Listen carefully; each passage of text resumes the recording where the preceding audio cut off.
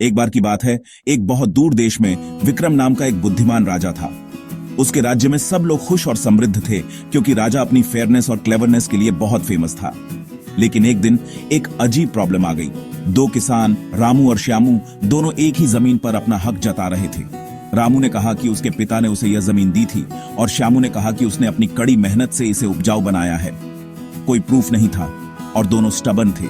तो राजा विक्रम ने उन दोनों को अपने दरबार में बुलाया। उसने उनकी कहानियां शांति से सुनी।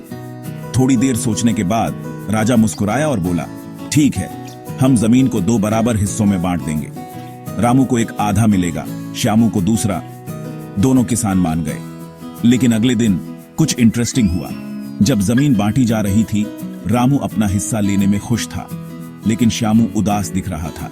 उसने कहा, महाराज, मैं नहीं चाहता कि मेरी जमीन को आधा काटा जाए। अगर आप इसे बांटेंगे तो मिट्टी अपनी रिचनेस खो देगी।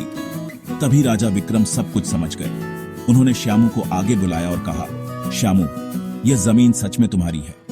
रामू शॉक हो गया। राजा ने समझाया, जो अपनी जमीन से सच में प्यार करता है वह उसे कभी चोट पहुंचते नहीं देख सकता। रामू सिर्फ जमीन का मालिक बनना चाहता था, लेकिन श्यामू को उसकी फसलों और उसके जीवन की परवाह थी।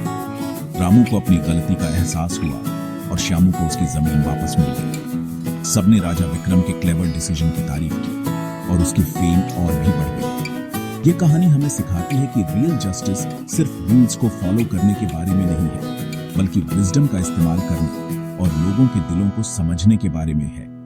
तो हमेशा फेयर रहो और काइंडनेस के साथ सोचना मत भूलो।